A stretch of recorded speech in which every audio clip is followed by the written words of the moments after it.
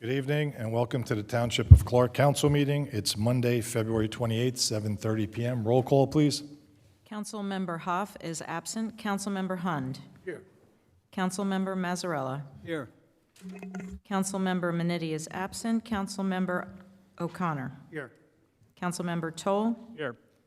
Council President Smith. Here, can you please stand for Pledge of Allegiance and a moment of silence?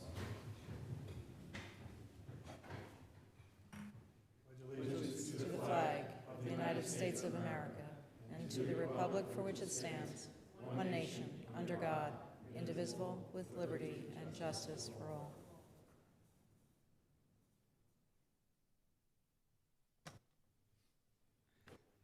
This meeting is in compliance with the Open Public Meetings Act, as adequate notice of this meeting has been provided by mailing the annual schedule of meetings to the Star-Ledger, Union County Hawk, Union County Local Source, and Tappan to Clark, by posting such annual meeting schedule on the bulletin board in Town Hall reserved for such announcements, the official website of the Township, and the proper filing of said notice.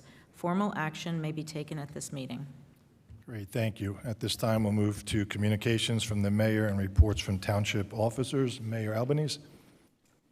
Thank you, President Smith.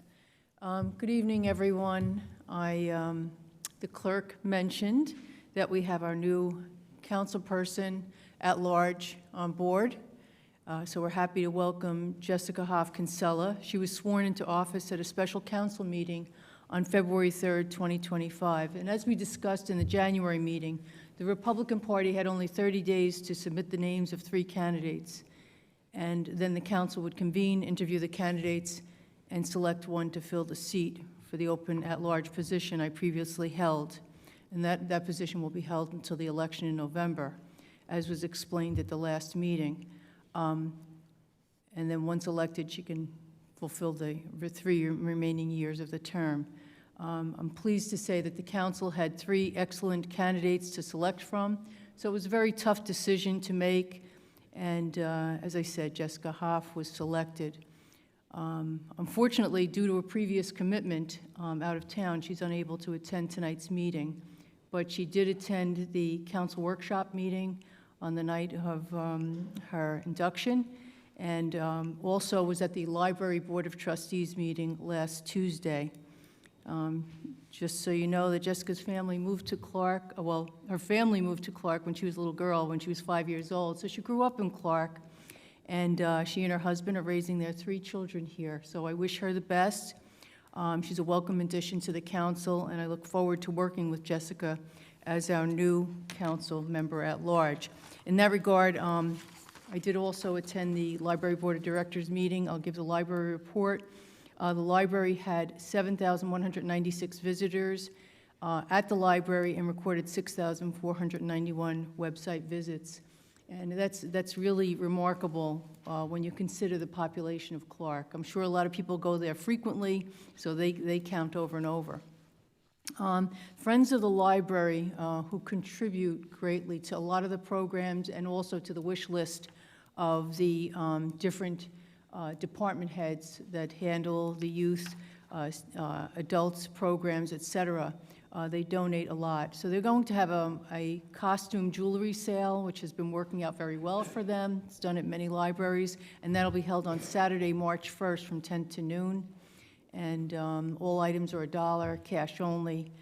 And on March 13th at 7 p.m., they're going to have Alice Dupuy do an adult event, and she'll be reenacting Queen Victoria. She's an excellent performer, and hopefully you'll, if you're interested in that part of history, you'll attend that. Outsmart the Scammers, an adult program, an adult event on Wednesday, March 19th at 11 a.m. to listen to current trends and scams, how to protect yourself, and what to do if you become a victim. And that's being presented by the Union County Prosecutor's Office. And I see the captains here shaking their heads. Yes, that's a program that's coming up. Probably they're participating in. There'll be New Jersey Makers Night.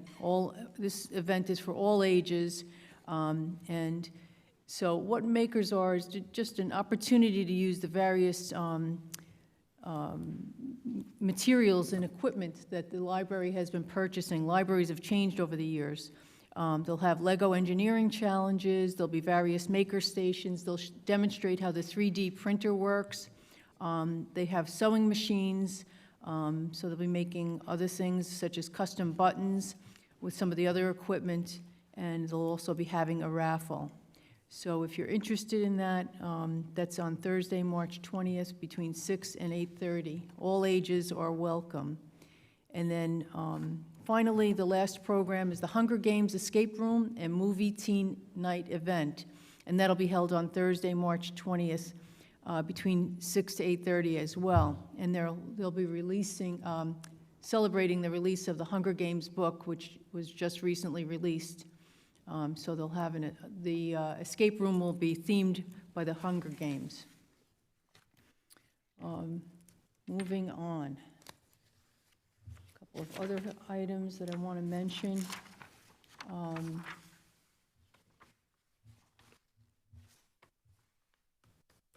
Okay. Recently, you may have heard of the program Stay New Jersey, and it was put forth by the legislature to encourage citizens to stay in New Jersey. And if you, our tax collector, Laura Calaguire, and myself were at the New Jersey League of Municipalities in November, and we were able to gather some information about the program because usually people go to the tax collector, they go to town hall, and they want to find out, you know, where's my property freeze book, what do I do to get my tax refunds, et cetera. So some of you may have received a book that looks like this. It's now called the 2024 PAS-1. And so instead of getting the PTR booklet or the senior freeze booklet, this year you're going to get a booklet like this if you've been in the program. If you haven't and you are eligible, then you'll have to get a booklet. So I don't know if anyone has received any of these yet. They're kind of hard to get. It will be coming in the mail. Now, what's going to happen is this year, in the past, you would go to the tax collector, you would get a form filled out, and they would attest to how much you paid in taxes in the prior year. That is going to be taken out of the program. I don't want to get too much into the weeds, but on our website, we have this flyer here. It covers the senior freeze, the first part of the program, the anchor program, which is not age limited, it's based on income, and then the new program called Stay New Jersey, which is based on age and also income. Now, I don't want anyone to get overly concerned. You still have till October 31st to file all the forms. And there will be some forms that you can file online. There is a big disclaimer right here and everywhere, everything else that I've read about it, and that is it depends on the state budget whether you're going to get the money back, okay? And that's true of anything, though, any commitments that are made by a governmental agency. So tonight my goal is, number one, bring this to your attention. You may qualify. And second point is to let you know that there's 2 information meetings that we're going to be holding.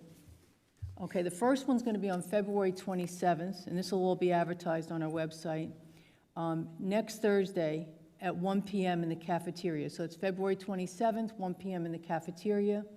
And then the second event will be held here, right in this room, on March 4th. 2 weeks from now, on Tuesday, March 4th at 7 p.m., we'll have a question and answer session. We'll explain what we can about the program, and we'll probably have some printed copies of the document and copies of questions and answers about that.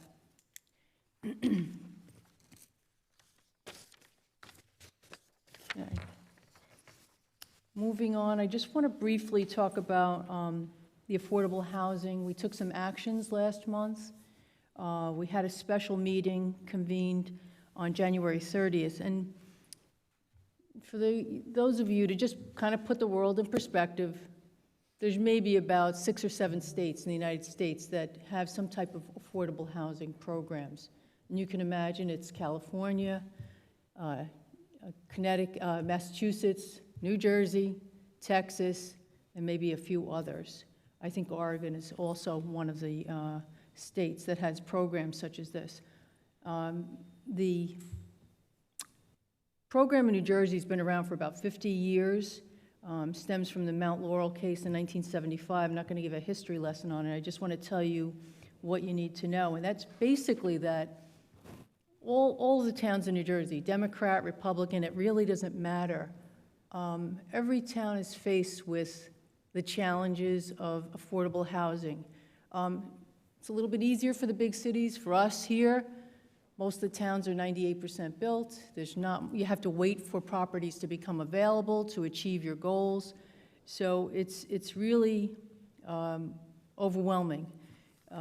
There was a law passed in 2024, and in October they released information about the calculations that were done based on each county.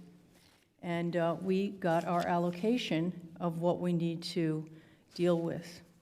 And if I get to my notes here. So our allocation, our new allocation of affordable housing requirement was 166. We still have 71 left from the last allocation that needs to be addressed.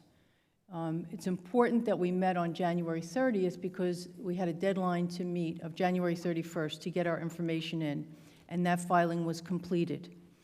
The next step is to work with, we have some great consultants we're working with to make sure we comply with everything, and everything is assembled by these experts and run by the administration so that we can meet the deadline of June 30th of having our first plan. And then going forward in future years, each year we'll have a reporting deadline of February 15th.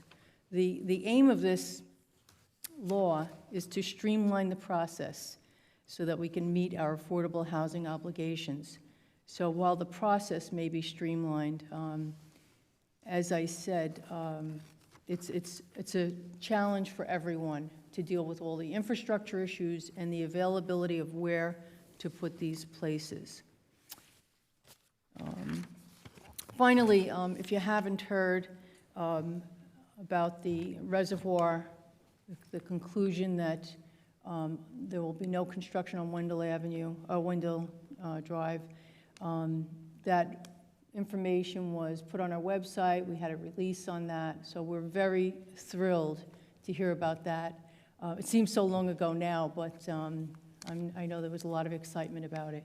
And finally, I'll be in trouble with Liz if I don't mention that we have our resident guide available online, and it has a lot of good information so that you know when to put out your recycling, appliance pickup, bulky pickup, where to get information, and how to get information on what isn't included.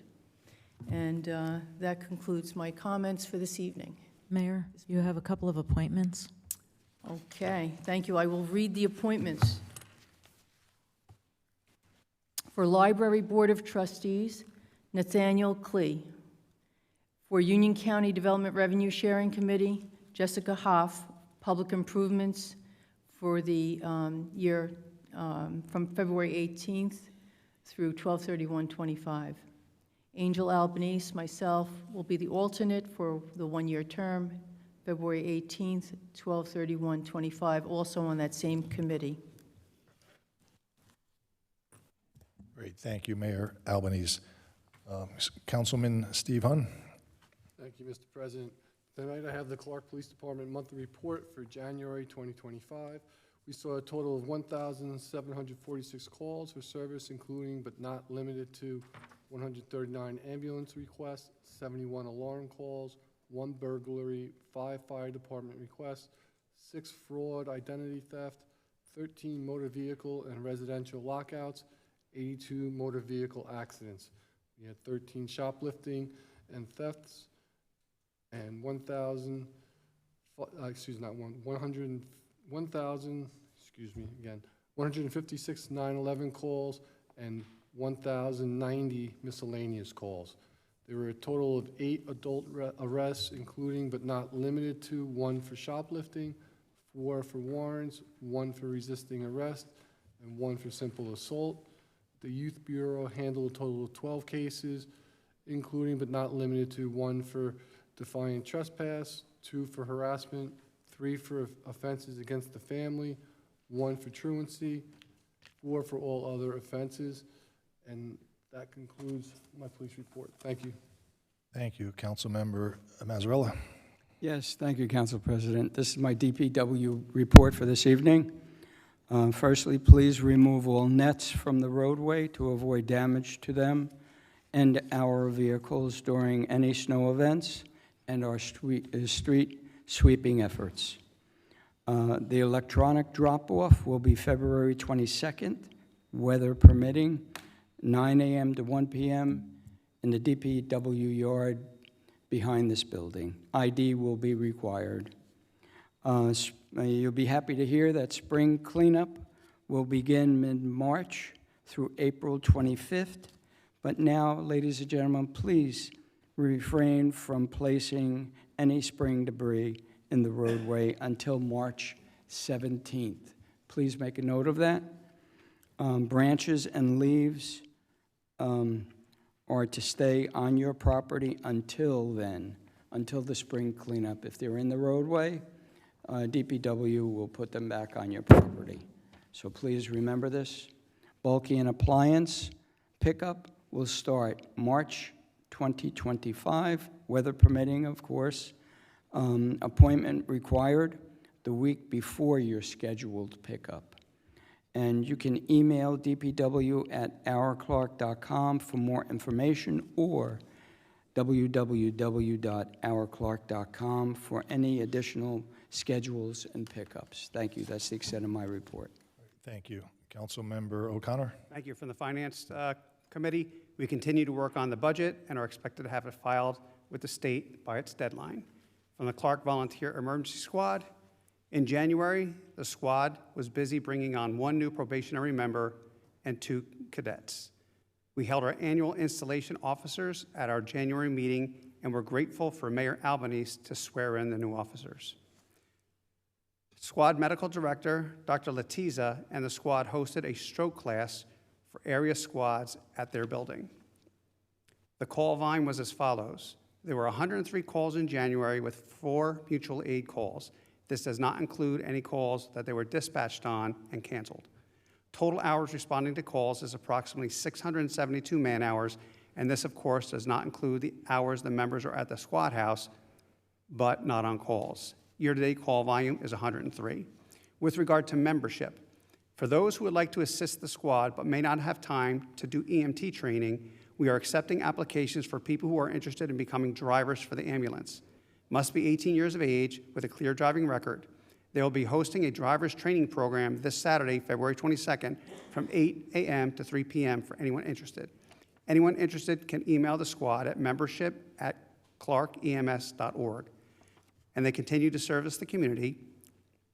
They will be offering a baby safety class in April, open to all who would like to see and practice choking CPR demos and safety tips for parents and grandparents. The squad hosted 2 blood drives and is looking to expand the number each month as the need for blood is increasing. The squad will be teaching AED class to township employees and plan on having additional classes in April. It will only take 30 to 45 minutes to learn how to do compressions and applying AED. We encourage as many people as possible to attend. Respectfully submitted, Lori Sheldon, trustee. That concludes the report. Thank you. Thank you. Councilmember Dole. Thank you, Mr. President. I'm just going to say a couple words, piggybacking from our mayor, Albanese, Angel, about the reservoir.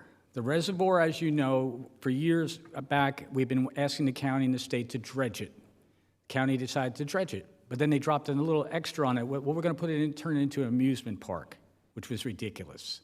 But because of the efforts of a ground roots group, where I saw for the first time in a long time, Democracy in Action, a group, you saw these signs appearing all over the town, even out of town, Save the Resi. Down in Rahway, down in Colonia, Cranford, all over the place. And these ladies, we had 3 of them in the audience today, and I'm going to ask the council president to abide by, can we have these 3 ladies step up? Because these 3 were the backbone of the entire organization that was able to alter not just the county, but the state. to have the state remove the proposal of now allowing boating to go underneath, to stop it from going underneath the reservoir.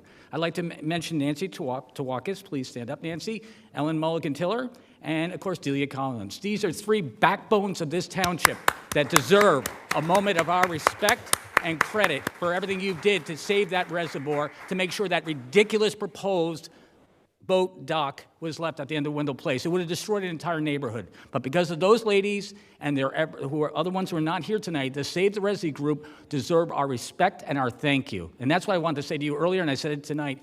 We thank them because they took the time out of their lives to stop something that was dumb. The idea of dredging, great idea. Boating, absolutely great idea. But to turn around and start making it into an amusement park, stupid. And that's why those ladies fought against something, brought democracy and the principles of we the people to reality. And I thank you, Madam Mayor, for support, the former Mayor Sal Bonacorso for his efforts, and to those ladies who went to every meeting, county, down when we had to go to the DOT, went down to the DOT in Woodbridge, and they're talking to state officials to say, it's a bad idea. And they listened. And it was because of them, one final thread, it was saved and done the way we want it, we the people. Thank you, Mr. President. Thank you. From the Pool and Recreation, registration for spring recreation programs is available online beginning March 1st. And as always, you can stop by Ralph Bernardo's office in the Brewer Recreation Center. Also, registration, humorously, pool memberships begins on March 1st. I know it's freezing outside. It might be a little light snow this week, but if you're interested in registering for a pool membership, that information will also be online. All information is on our website at www.ourclark.com. Or you could contact Ralph Bernardo or Emily Lambert in the rec office at 732-428-8400. To fill some positions that were formerly held by Mayor Albanese, I'm going to appoint Jessica Hoff to the Finance Committee, to the Parks and Recreation Committee, liaison to the Board of Education, and liaison to the library. Okay, at this time, we'll move to ordinances, appropriations, and claims. Introduction of proposed ordinance. Thank you, Mr. President. The first ordinance is 25-04, an ordinance amending Chapter 114 entitled Certificate of Compliance. Can I get a motion? I'll move that, Mr. President. Thank you, Councilmember Toll. Get a second? I'll second that, please. Thank you, Councilmember O'Connor. Any discussion? Jim, you have anything to add? Yeah, this is to comply with the DCA requirements. We're just changing the name. It's going to be now called a certificate of resale when someone's selling their house. A certificate of compliance was a defined term within the DCA, and to comply with their requirements, we just made this change. So it's really just an administrative change. There's no change to the document per se. Great, thank you. And just to clarify, DCA stands for Department of Community Affairs, for those who didn't know. Correct. Thank you. Get a roll call, please. Council members Hund, Yes. Mazzarella, Yes. O'Connor, Yes. Toll, Yes. Council President Smith. Yes. This ordinance will have its public hearing on March 17th. Next is ordinance 25-05, an ordinance amending Section 2 of Chapter 122 entitled Fees. Can I get a motion, please? Thank you, Councilmember Toll. Get a second? Thank you, Councilmember Hun. Any discussion? Go ahead, Jim. Yeah, this is just a follow-on with us updating Chapter 195. We broke out the zoning and the construction fees in separate sections of our ordinance book. Now, the construction is in the construction zone, Section 122, which will be the next item, and the zoning will be in 195. That's it. Thank you for the explanation. Anybody else? Okay, a roll call, please. Council members Hund, Yes. Mazzarella, Yes. O'Connor, Yes. Toll, Yes. Council President Smith. Yes. Public hearing March 17th. Next ordinance is 25-06, an ordinance to amend Section 38 entitled Interpretation of Zoning Provisions, Administrative Officer, and Section 51 entitled Fees Established of Chapter 195 entitled Land Use and Development of the Code of the Township of Clark. I get a motion? So moved, Mr. President. Thank you, Councilmember Toll. Get a second? I'll second it. Thank you, Councilmember Mazzarella. Jim, you have anything to I add? mean, this is the same thing that we just discussed on the fees for 122. The only thing is we clarified the role of the administrative officer and the appointment of the administrative officer. Great, thank you. Get a roll call, please. Councilmember Hund, Yes. Mazzarella, Yes.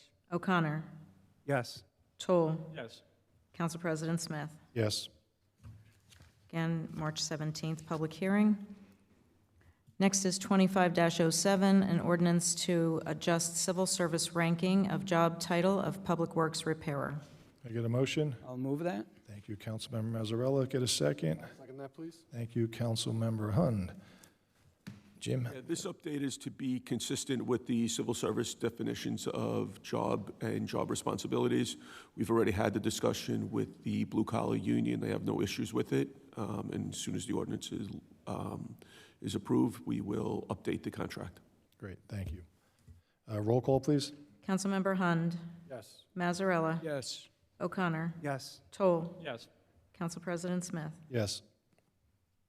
March 17th, public hearing. Next ordinance is 25-08, an ordinance to create the position custodial worker and to fix minimum and maximum salaries. Can I get a motion? Move that, please. Thank you, Councilmember Hund. Can I get a second? I'll second that, please. Thank you, Councilmember O'Connor. Any discussion? Jim, anything to add? This is another position we're adding to our salary ordinance. It's a civil service position. We used to have a building maintenance, and just based on job descriptions, it is more of a custodial services, and this is why we're adding it. We've, prior to this, I guess a year and a half ago, we had actually outsourced it. We brought it back in, we hired somebody, and now we're going to have a consistent title. Great, thank you. Roll call, please. Councilmember Hund, Yes. Mazzarella, Yes. O'Connor, Yes. Toll, Yes. Council President Smith. Yes. And now we're going to move to payment of claims. Councilmember O'Connor. Thank you. I have reviewed the bills for the month totaling $227,843.77. Great, thank you. At this time, we're going to move to the citizens' hearing on the agenda. This time, I'm going to open the meeting to the public. The public comment portion of the meeting is to allow the public to bring to the council's attention their concerns or comments in accordance with NJSA 10:4-12A and the Code of the Township of Clark. Each person addressing the council shall give their name and the town in which they reside to the clerk. All remarks shall be addressed to the council as a body and shall not exceed 5 minutes in duration. At the conclusion of the statements or questions from a member of the public, the council president, at his discretion, may choose to respond or not respond. So at this time, if anyone would like to come forward and speak about anything on the agenda. Hello, Mary Semler, 56 Conger Way. And I just have one question for clarification regarding the custodial work and bringing that in-house, back in-house, which I'm really usually always in favor of. But is there a, can you kind of tell us the idea behind this, and is it a cost savings to us as taxpayers to instead of paying a private entity to actually pay an employee of the Township of Clark? Go ahead, Jimmy, you want to address it? It will be more expensive to do it this way, but we think that we're going to have a better quality of person. We had a lot of turnover, which was obviously a concern. This way we have someone who is receiving a salary, benefits, pension, and we believe that we would have a better long-term relationship with the person. Okay, very good, thank you. Okay, thank you. Anyone else like to come forward on agenda items? Okay, at this time, I'd like a motion to close this portion. Thank you, Councilmember Toll, and second, Councilman Hund. All in favor? Aye. All right, any opposed? When you're ready, Madam Clerk, we'll move to resolutions. The first resolution is establishing a Mount Laurel Subcommittee and appointing members to assist the township in addressing its affordable housing obligations. Can I get a motion? I'll move that, please. Thank you, Councilmember Hund. Can I get a second?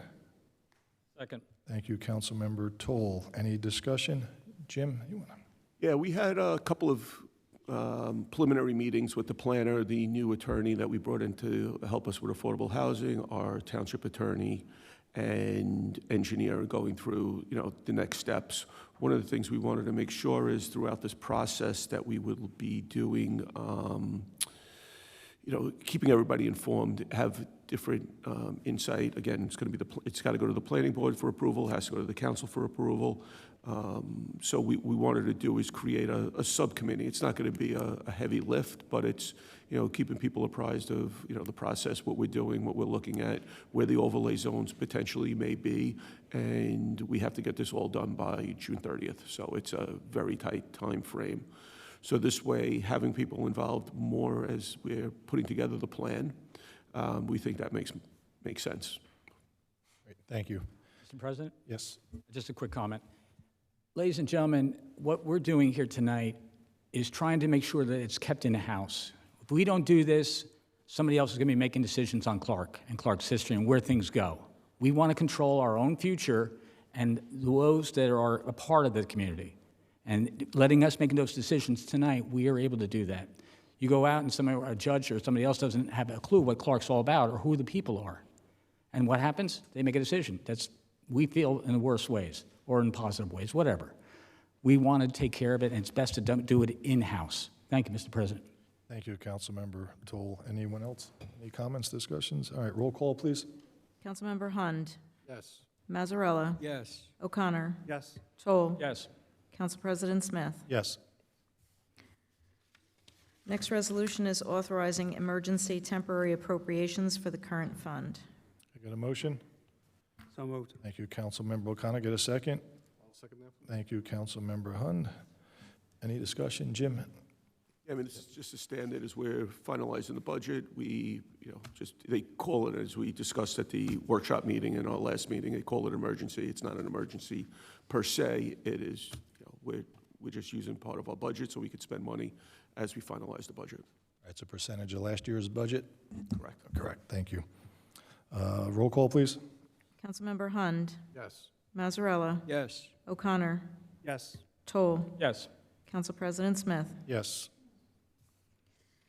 Next is authorizing emergency temporary appropriations for the sewer utility.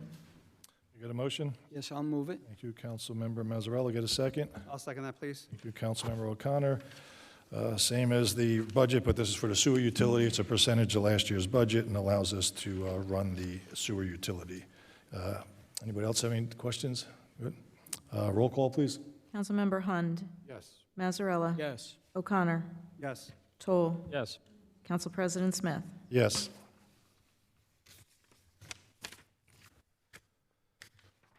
Number 9 is authorizing emergency temporary appropriations for the pool utility. I'm going to move that. Can I get a second? I'll second that. Thank you, please. Councilmember Hund. Same thing with the pool. We take a percentage of last year's budget, and this allows us to have money to start the pool year if the budget isn't finalized, but it probably will be by April 1st, correct? Councilman O'Connor? Yes, all right, thank you. Roll call, please. Councilmember Hund. Yes. Mazzarella. Yes. O'Connor. Yes. Toll. Yes. Council President Smith. Yes. Number 10 is authorizing the police chief to issue additional clothing bin permits for the year 2025. Okay, get a motion? Thank you, Councilmember Hund. Get a second? I'll move it. Thank you, Councilmember Mazzarella. Any discussion? These are just 2 additional bins that we're putting in place as we made the change a couple of months ago to the ordinance to permit them in the GC and the LCI zones. So these are just 2 that are going to go into those areas. Great, thank you. Roll call, please. Councilmember Hund. Yes. Mazzarella. Yes. O'Connor. Yes. Toll. Yes. Council President Smith. Yes. The next set of resolutions is the council acting as the pool utility, and it will be moved and seconded as a group. So number 11 is authorizing and directing the council president as the chairperson of the pool utility to enter into employment contracts for the positions of pool manager and assistant managers. Next is extending the pool food concession contract with Clark Concession Operations, LLC, for an additional 2-year term at the sole option of the township in accordance with the 2024 bid specifications. And 13 is extending the pool maintenance contract with Aquatic Service Incorporated for an additional one-year term at the sole option of the township in accordance with the 2024 bid specifications. I'd like to move that. Can I get a second, please? Yes, I'll second that. Thank you, Councilmember Mazzarella. Any discussion? Jim, you have anything to add? No, as the clerk said, we are extending them. It was based on the bid. We have had no issues with either one of the food vendor or the pool maintenance workers. And, for the, manager, Bob Cahill, Ricardo, and Jennifer have been there for, quite a while. And, we're happy, and we want to continue to, keep working and keeping the pool as great as it's been for the last few years that I've been here. Great, thank you. Roll call, please. Councilmember Hund. Yes. Mazzarella. Yes. O'Connor. Yes. Toll. Yes. Council President Smith. Yes. Okay, at this time, we're going to move to consent agenda resolutions. Okay, Want me to read that? I can read it if you want. Okay, sure, go ahead. The following items are considered routine and non-controversial items by the Township Council and will be enacted upon by one motion. There will be no separate discussion of these items unless a council member so requests, in which event the item will be removed from the consent agenda to be discussed and voted on, following the approval of the remaining items listed on the consent agenda. First item is confirming the mayor's appointment of Nathaniel Klee as the mayor's alternate member of the Library Board of Trustees. Next is authorizing the tax collector to make the proper adjustments for 100% property tax exemption of Block 81, Lot 33, in accordance with a directive from the United States Department of Veterans Affairs. Next is authorizing the tax collector to make the proper adjustments for 100% property tax exemption of Block 17, Lot 3, in accordance with a directive from the United States Department of Veterans Affairs. 17 is authorizing the tax collector to apply sewer account balance adjustments as credit in the amount of $5,220. 18 is authorizing final payment to AJM Contractors Incorporated for proposed parking lot for Bartell Park and various other capital improvements in the amount of $12,313.50.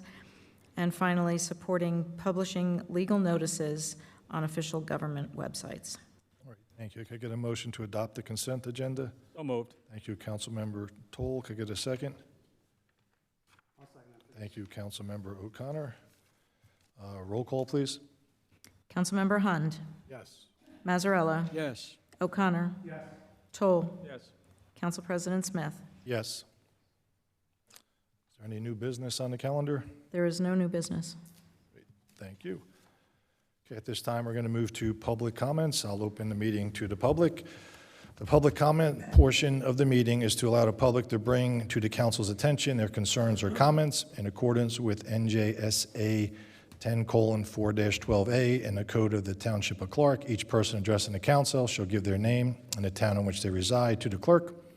All remarks shall be addressed to the council as a body and shall not exceed 5 minutes in duration. At the conclusion of statements or questions from a member of the public, the council president, at his discretion, may choose to respond or not respond. So at this time, if anyone would like to come forward, please do so.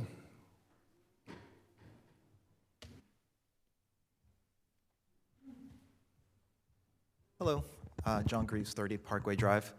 Last month I came here and I brought up the fact that the mayor had to resign because he was convicted of 2 crimes, and you guys didn't really put out a public statement that addressed that very much, and I was disappointed.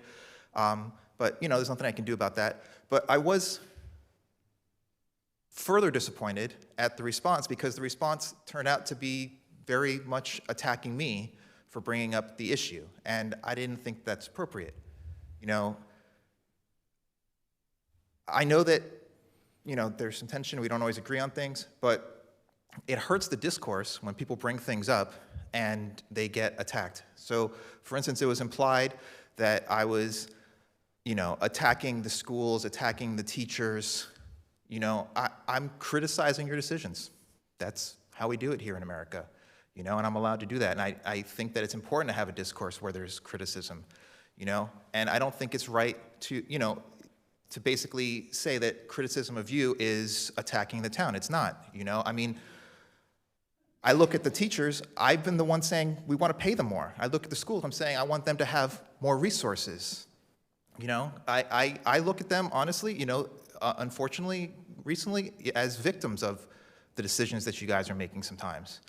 And then, furthermore, I get, you know, it's implied that because I haven't lived here long enough, and this is going to be my 5th year here, my opinion somehow matters less. I don't know where you guys get that from, but, you know, I'm a father of 2 young children. I can't sit here and wait 10 years until they grow up and, you know, graduate college, 10, 15 years, and then my opinion matters. That's not cool. That's not how I'm going to do it. And then, you know, it's also was said that, you know, if I don't like things here, I can just move. Well, no.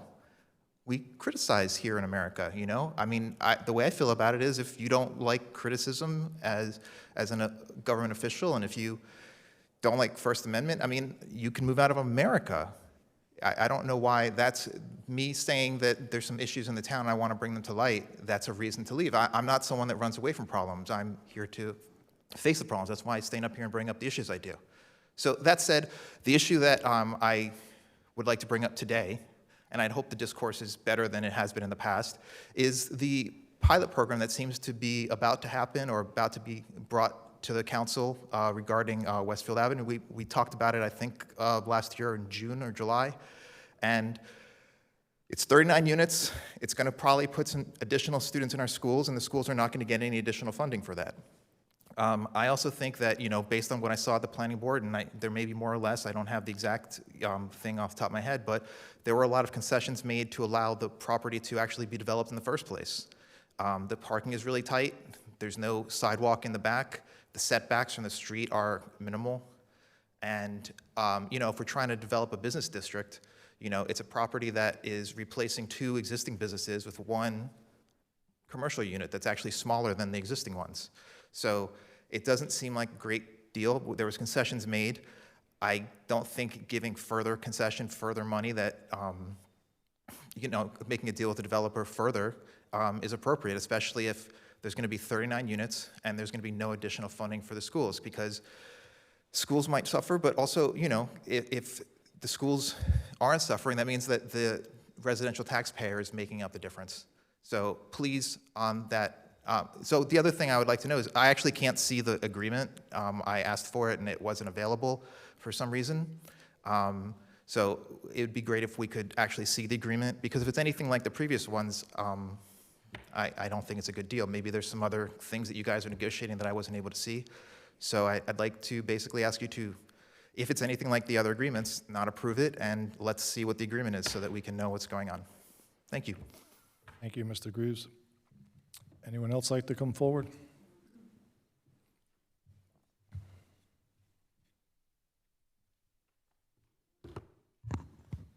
Good evening.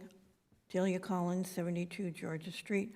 I have some questions regarding some of the affordable housing issues that are in the state of New Jersey and also in Clark. I remember last year, Mr. Smith, you had tried to explain to me how come we had given monies to renters at specific housings in Clark towards their rent. And will we have to afford more of that in 2025 or in the next 10 years towards giving residents, tenants, money towards their rent? Also, in the Affordable Housing Trust Fund, there's the home improvement program that was introduced at one of the council meetings, and I was wondering if there's any funds still available for that.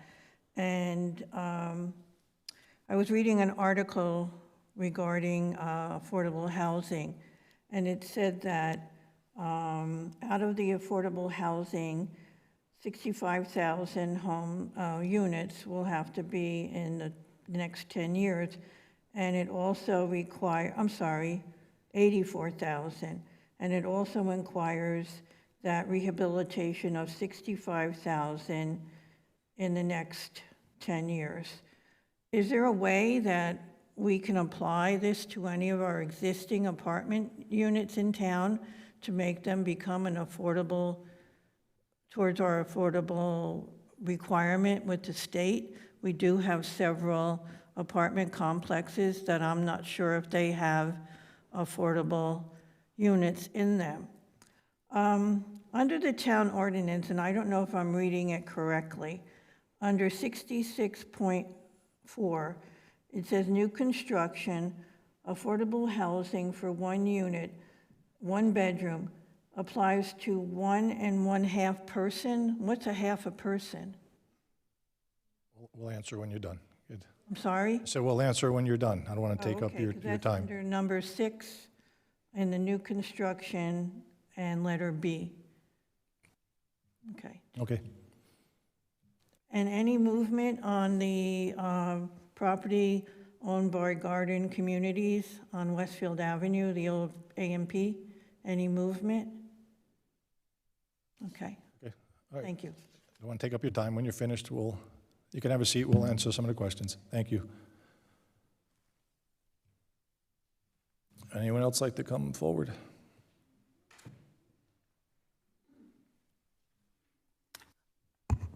Nancy Twaskis, 43 Colonial Drive, Clark.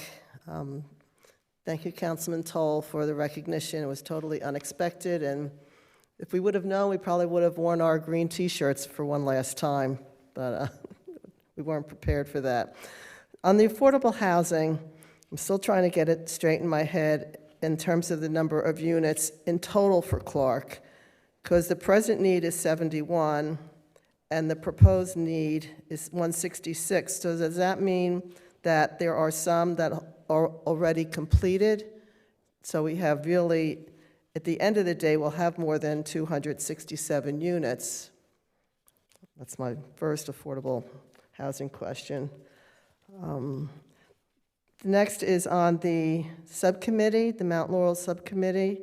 Will the zoning board also have a spot on that committee? I heard the planning board mentioned, but I didn't hear the zoning board. So I'm wondering if they would be on it.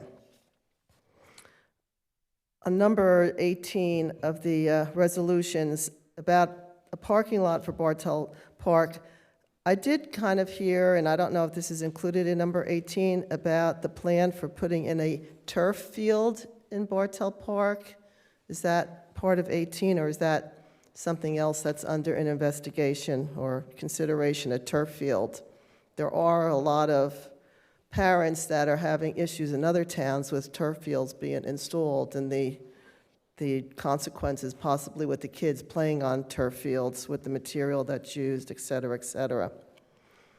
And I did attend the library presentation with George and Martha Washington, and it was really very good, and I would encourage anyone to go to the library presentations where the people present themselves, the costumes, and talk about their lives, because you really feel like you were put back in time.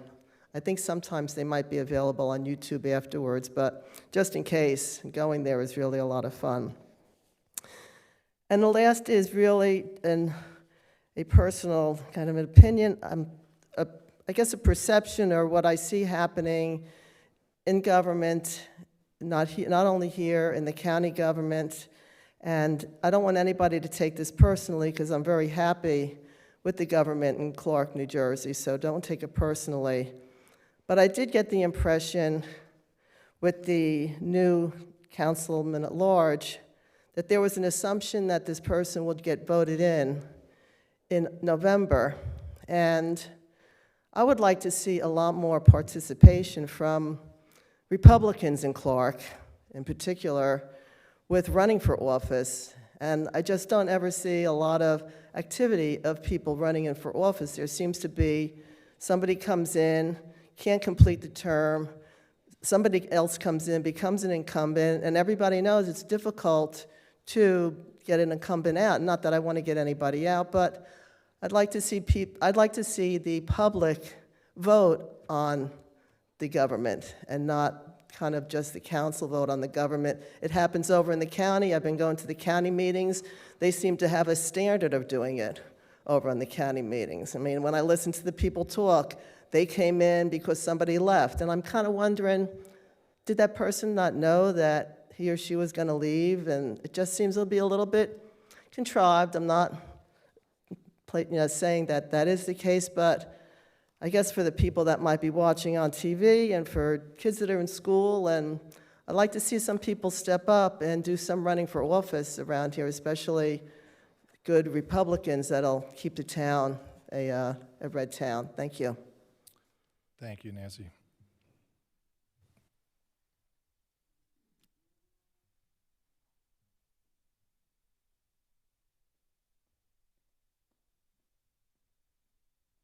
Good evening. Ellen Mulligan, 46 Wendell Place, Clark. I want to thank the mayor, council, and former mayor for standing behind the Clark Reservoir Committee in our fight against the amusement park and the Wendell Place boat ramp. I will continue to fight for dredging and keeping the reservoir natural, and also bring to your attention about this 8,600 square foot boathouse that's going to be between St. Agnes and Genesee Drive, and there's like no need for something that big for a boathouse in space that's supposed to be open space and used at that. And the last snowstorm we had, DPW did a wonderful job plowing and salting our neighborhood. Thank you very much. Great, thank you.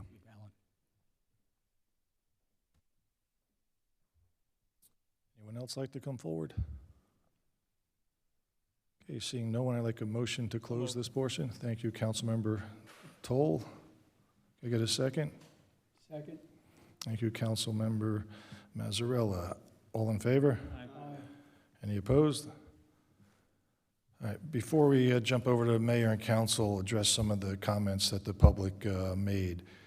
Mr. Greaves, the pilot program, and Jim, jump in, or Mayor Albanese if I'm going off course a little bit. The pilot program was implemented by the state to help areas in need of redevelopment for builders that come in and make it advantageous for builders that come in and want to develop. If pilot programs weren't offered, most of the development would not happen. For example, the cross from the Holiday Inn on Walnut Ave. There were some rundown factories, old buildings there, dilapidated buildings. I believe the builder approached us, came with a plan, and first thing out of the builder's mouth was, I want a pilot program. Is that correct? All right, thank you. And if we said no on the pilot program, the developer would have walked away. What we do with the pilot program, the taxes on the building, again, we take 95% and we give the county 5%. We don't have to give the school any money, but we do give the school the same amount of money they were making on that property. And in most of the pilot agreements we've made, we have put, in a few years down the road, we can readdress it and increase it if the school board comes to us. The school board, as of today, has not, and the school board has been running surpluses. Correct so far? Correct. Thank you. I don't know what else you want to add on the pilot program? Yeah, a couple of things. One is, just to clarify, the money that we give to the school is part of an ordinance, so it's not a resolution, can't be correct. changed unless you have a majority of the council people change it, and so that's number one. Number two, is part of the pilot program, as Mr. Greaves, since he opened all of the documents on the previous ones, he knows that there is a finance agreement. The financial agreement actually lays out each one of the components of the building. So how much it's going to cost to build, what was the acquisition cost, what was the running cost, how much money is expected to be made. In addition to that, how much money that they would be paying in pilot. As the pilot agreement goes on, between 0 and 30 years, there is a classification of, you would pay either the pilot or 40% of the property taxes that would be due, 60%, 80%, and 100%. So it's always the higher of the two. In addition, the pilot agreement has a limitation of income that they can make off of the building. And if any excess would actually also come to the town. So it is a way to help us satisfy our affordable housing requirements, at the same time, give an incentive to a developer to build those type of buildings. Quite honestly, if there wasn't a need for affordable housing, and us to meet affordable housing, there'd probably be less of a need for pilot agreements. However, when a developer is going in and you're telling, and this is actually some of the numbers I was pulling up, for Nancy's response, but for a developer at Woodcrest to have 66 units that are affordable, so that's less than market rate, for Walnut Hill to have 28, and Brookside to have 6, right? No one's going to do a development without that type of, without some type of assistance. If they were paying full property taxes on the assessed value of the property, it's going to be very hard to find anybody to do it. And we're no different than any other town. Cranford's doing it, Westfield's doing it, and you saw what happened in, Westfield won, right? So it's not that we're doing it, and it's not that even Westfield wanted to do it or any other town wanted to do it, but this is ends to the mean to satisfy our affordable housing requirements, at least from the pilot. If we didn't do it, they would just go someplace else. Well, it's not even that they would go someplace else. I mean, we would have a vacant property that, we would, who knows? If they put a supermarket, it doesn't help us with our affordable housing. So guess what? We got to find another overlay zone. So where are we going to put it? Put it over, I don't know, golf course. I'm just throwing that out there. It's not going to happen because the golf course is deed restricted. But, with that being said, we still have to come up with a place to put that. And if we go and say, guess what, Garden Homes, you're going to pay 100% of your property taxes, they're going to say, okay, we're going to take our money and invest it elsewhere. And, okay, we might get a brand new shiny supermarket, but we're not going to be moving towards our affordable housing goal. So in 10 years from now, I'm not sure what's going to happen. If I had a crystal ball, it'd be great. But, if we don't hit our targets in 10 years from now, there will be repercussions. What they will be, who will be in, which administration will be there, I have no idea. Is it, let's make the old college try, and, we're closer than anybody else? I don't know, but I can't speak to what's going to happen, in 10 years from now.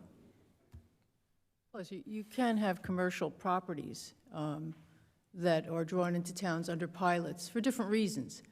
Jobs come into the town, business comes into the town, no impact on schools, okay? But here, we have a conflict with the housing. But I'd be interested in hearing what John has to suggest. Does he like it the current way that it is, or what's his solution? As far as the question about the financial agreement, we don't have a financial agreement to show you. As Mr. Ulrich said, you've seen the different financial agreements. They're pretty much available in every town. They're pretty standard because we're competing, as Mr. Ulrich said, with other towns that are looking for the same thing to accomplish. Thank you. And also, out of the money we get from the builders, we put some of the money away into the trust fund, correct? And that trust fund... That was another one of Nancy's questions. You want to address that? I'll answer one. Yeah. Okay.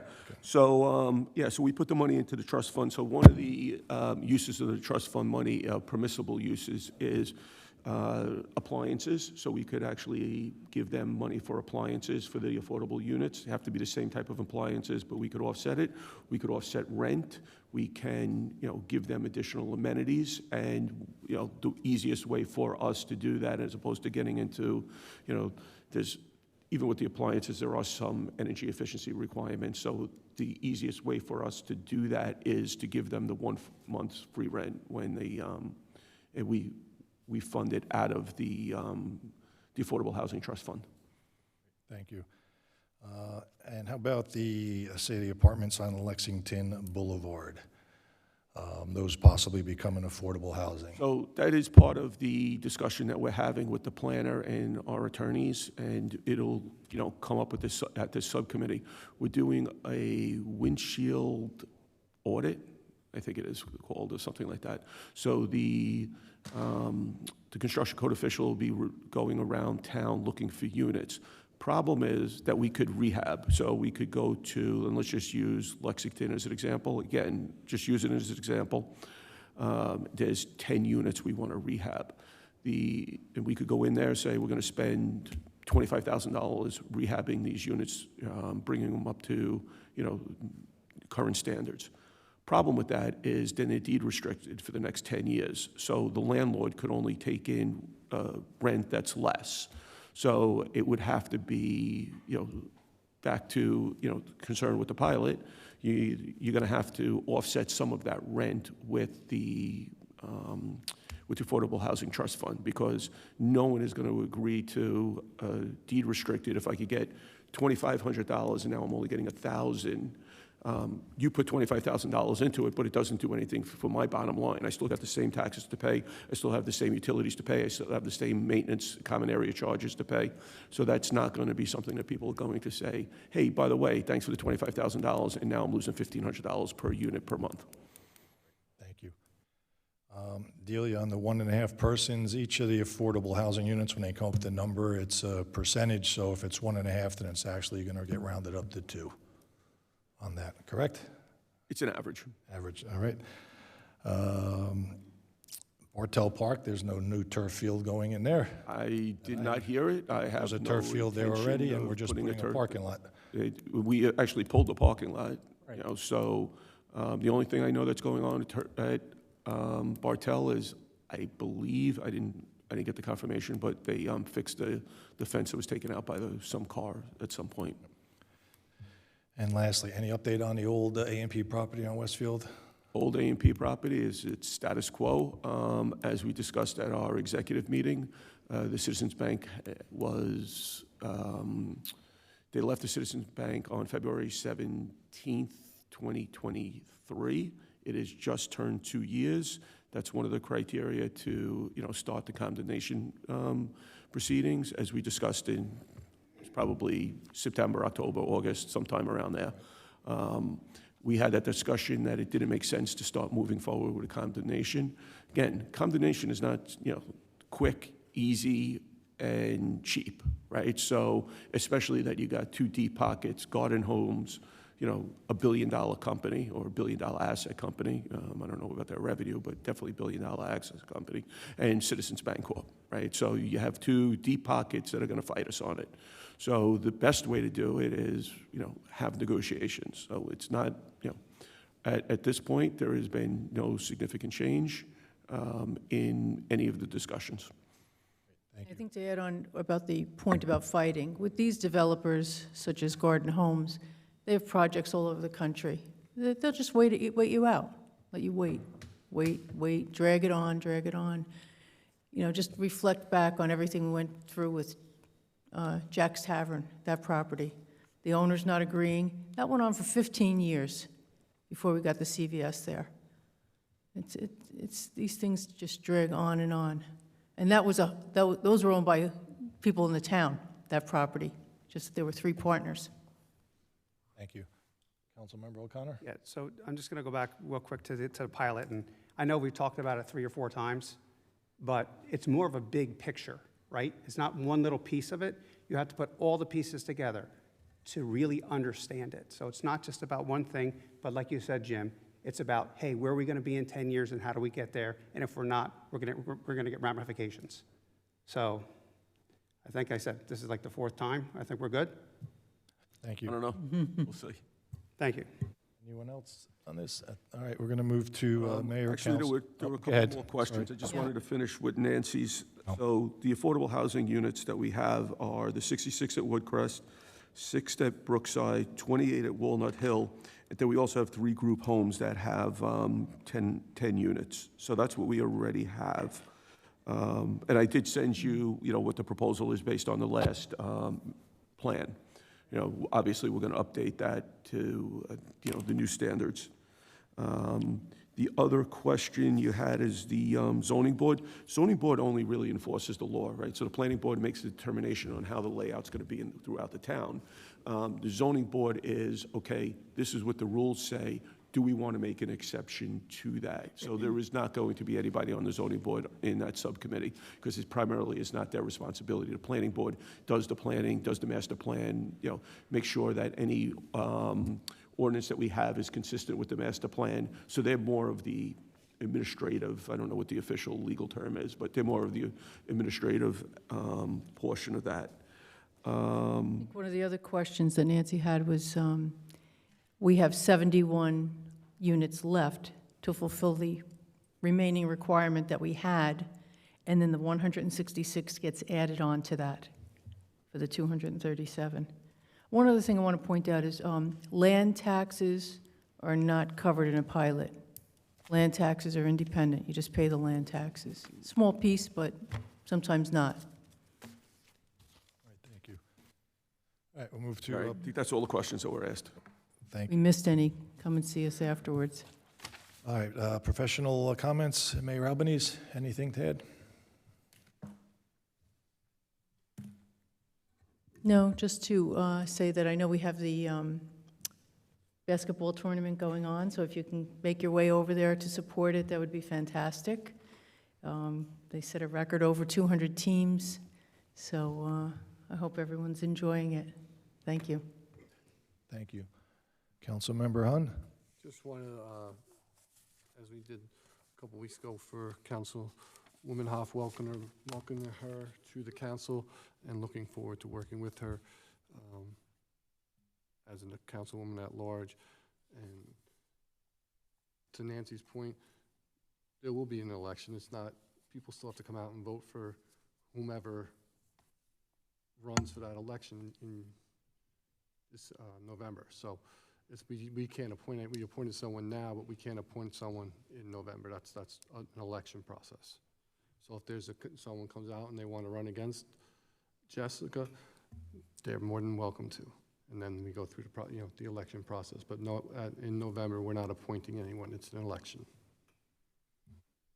Thank you. Councilmember Mazzarella? Yes, thank you, Council President. Firstly, I want to thank you, ladies, for your interactions on the reservoir.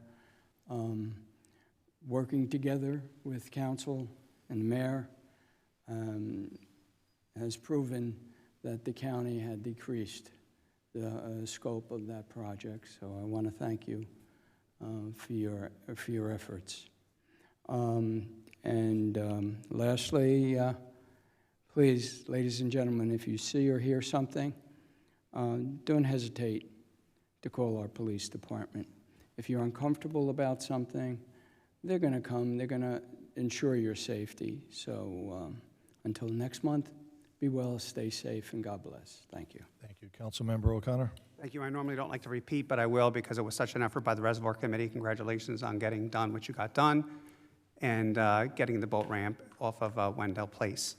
As Councilman Mazzarella talked about, as liaison to the DPW, it's going to be tempting to put out your branches and your leaves and do your cleanup, but remember, there are always usually late snowstorms. So having that in the road with the plows coming would be an issue.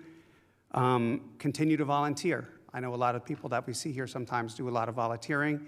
Again, Clark is a big volunteer town, the fire department, the emergency squad, and of course, we have coming up in the spring, baseball and softball, which they're all volunteers. And please remember, I'll say this again, your child is not a professional player. The umpires and referees are not professionals. They are not getting trained at the NCAA or professional level. They're doing the best they can. So please be a good example for your child and teach them sportsmanship. And I know most people do, but sometimes there's always that one. And it's the kids' time to enjoy, so let them enjoy it. Thank you. Thank you. Councilmember Toll? Thank you, Mr. President. I'm just going to have to ask the President and the administration, for the record, there is no new parking lot going in Bartel, correct? No, as you know, we pulled it from the bond. That's correct. So, ladies and gentlemen, and I don't want my phone blowing up in the next couple of days, because when it gets out there that, oh, they did something for Bartel Park, they voted on something. I want to explain, we had something out there to put parking in there, but the residents raised a voice of objection, and we appeased them, and we said no to the objection. The former mayor said, no, we don't need it then. If you don't want it, you're not going to get it. We've been still trying to deal with issues on Bartel, and I just want to speak in my moment tonight. Bartel Park Place, which goes back to 1912, the original section off of Westfield Avenue to King Street, then it becomes the parking lot nightmare for our council members. to address, because the speed zone goes from, it should be 10 miles an hour down that strip, but I've asked the police to put a radar trailer, and they've, Captain, thank you, both of you, for your assistance on the residents that just have to be heard. So we're dealing with a lot of issues on Bartel, but parking was a major issue, and then the town council acted quickly to get a solution. And our former mayor worked very hard along with his council to get a solution to get those cars, when they come to the events, either at the dance studio or at the soccer field, to get the cars off the streets to make it safer. Because we had an issue a couple years ago, and Mr. President will remember this, when an ambulance tried to get through there, and it was bottlenecked because cars were double parked. A safety issue where a crisis almost was averted. But because we as a council trying to come up with solutions to the problems. And sometimes we just rubber stamp it, sometimes we do other things.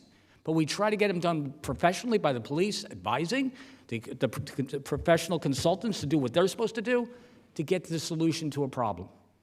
Now, I just want it on the record tonight, February the 18th, that there is going to be no new parking in Bartel Park, but we'll never stop fighting for the residents in that area and the youth leagues that use that if they work with us and follow the laws of parking, because we have a lot of no parking permits out that area, to please follow the rules and don't double park and do other things, and don't speed down Bartel Park and a lot of the other streets in this town. Thank you, Mr. President. That's all I got tonight. Great, thank you. Madam Clerk, you have anything to add? Yes, please. I just want to explain that the only reason it says Bartel Park on the agenda is because when the bid specifications are written, they have a title. The bills are paid to the project name and the account. It comes out of the same account. So just to be consistent, this is simply a final payment. This company did other road work for us, even though the parking lot was removed. So the only reason it says Bartel Park is that was part of the title of the bid specifications originally. Thank you. Thank you.